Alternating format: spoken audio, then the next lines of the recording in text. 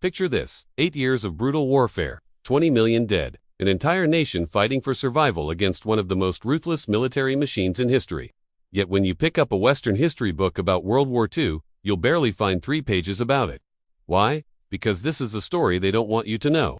The story of China's War of Resistance against Japan from 1937 to 1945.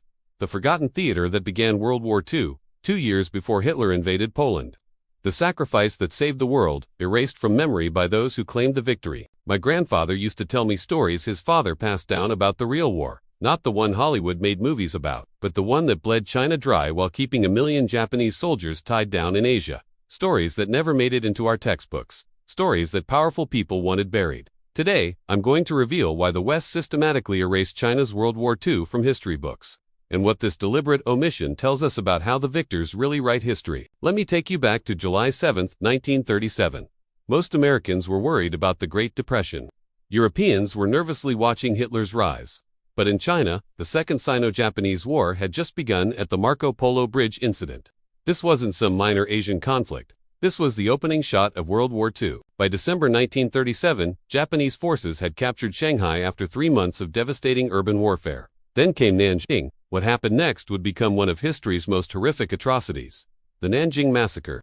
Japanese soldiers systematically murdered between 200,000 to 300,000 Chinese civilians and prisoners of war in just 6 weeks. But here's what your history teacher never told you. While this genocide was happening, Western powers were still selling oil, steel, and weapons to Japan. American companies profited from Chinese blood until 1941.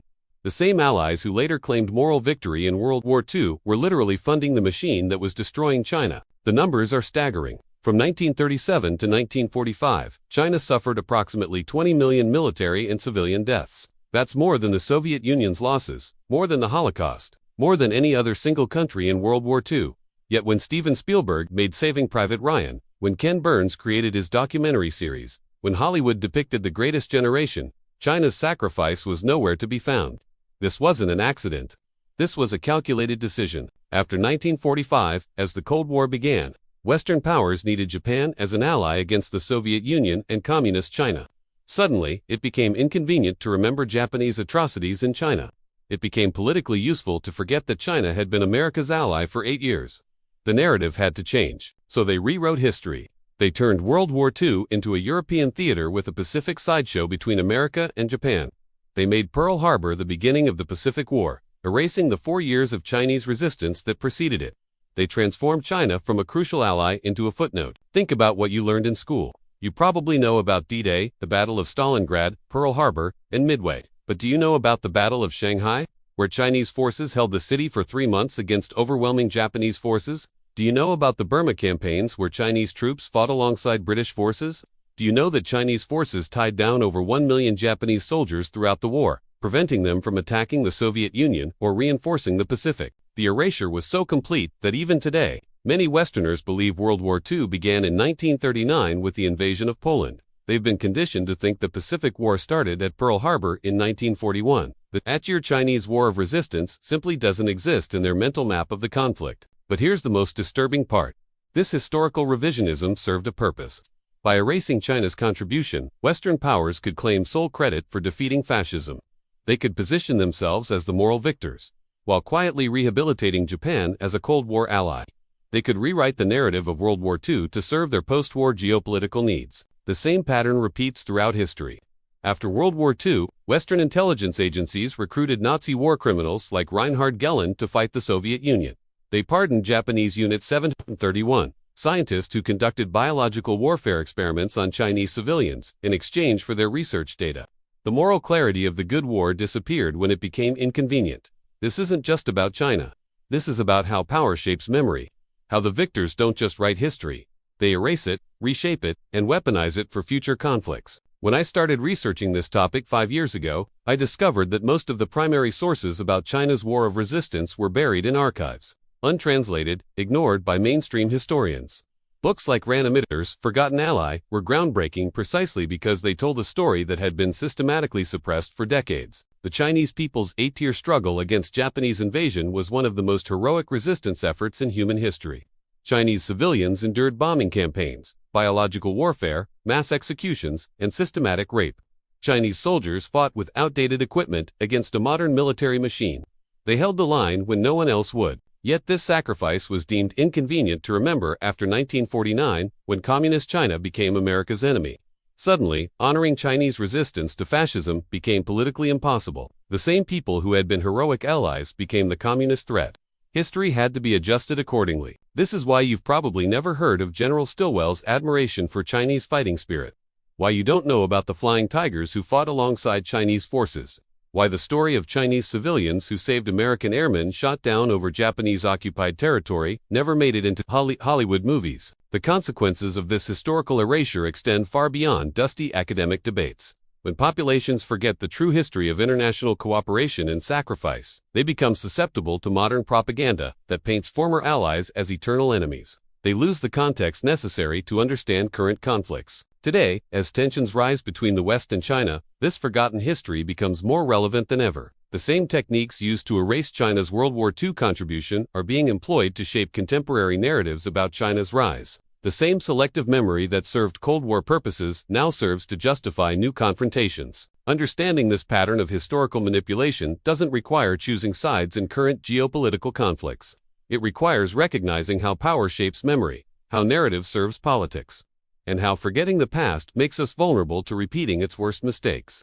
The war the West tried to erase from history wasn't just China's war. It was humanity's war against fascism.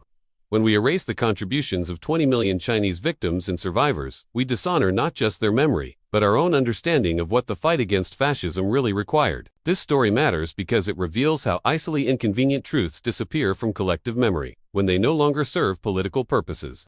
It shows how the greatest generation narrative was constructed by literally erasing the greatest sacrifice. It demonstrates that our understanding of the past is always shaped by the power structures of the present. So the next time someone tells you that World War II began in 1939, remember July 7, 1937, when they say the Pacific War started at Pearl Harbor. Remember the 8 years of Chinese resistance that preceded it. When they celebrate the Allied victory over fascism, remember the 20 million Chinese lives that made that victory possible. The truth has a way of surfacing, no matter how deeply it's buried. In China today, there are museums dedicated to the war of resistance that Western visitors rarely see. There are monuments to battles that Western historians rarely mention. There are survivors whose stories never made it into Western documentaries. Their memory survives because truth is more powerful than propaganda, even when propaganda controls the textbooks. History belongs not to the powerful who write it, but to the people who lived it. And no amount of geopolitical convenience can permanently erase the lived experience of 20 million Chinese people who paid the ultimate price for freedom. The war the West tried to erase from history is finally being remembered. Not because politicians decided it was convenient, but because new generations of researchers are uncovering archives, interviewing survivors, and piecing together the complete story of humanity's fight against fascism. This is bigger than China. This is about understanding how memory works, how narratives serve power, and how forgotten stories shape our present understanding of the world. It's about recognizing that the history we think we know is often incomplete, selective, and shaped by forces that have nothing to do with truth. What other stories have been erased from your history books? What other sacrifices have been forgotten because they became politically inconvenient? What other truths are waiting to be uncovered in archives around the world? The answer to these questions will shape how future generations understand not just the past, but the present moment we're living through right now. Because the same forces that erased China's World War II are still operating today, still shaping narratives, still deciding which stories get told and which disappear into the dustbin of politically inconvenient history. If this story opened your eyes to how history really gets written, hit that subscribe button and ring the notification bell. There are dozens more forgotten conflicts, erased contributions, and buried truths that need to see the light of day. Together, we can recover the complete story of our shared human experience, one suppressed chapter at a time. What do you think about this deliberate erasure of Chinese sacrifice in World War II? Have you noticed other examples of historical narratives that seem suspiciously incomplete? Share your thoughts in the comments below.